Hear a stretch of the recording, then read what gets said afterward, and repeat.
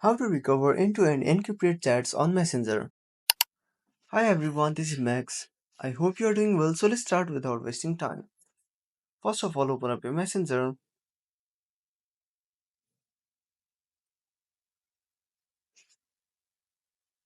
Now tap on the three lines and go to Settings.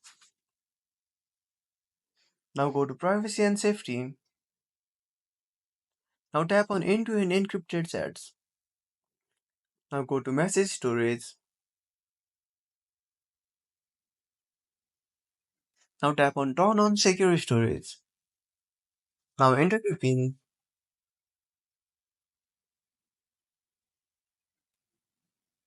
So that's it. If you found this video helpful, smash that like button and subscribe our channel for more awesome content. Have a warning question or want to suggest a topic? Drop down a comment below. This is Max signing off until next time.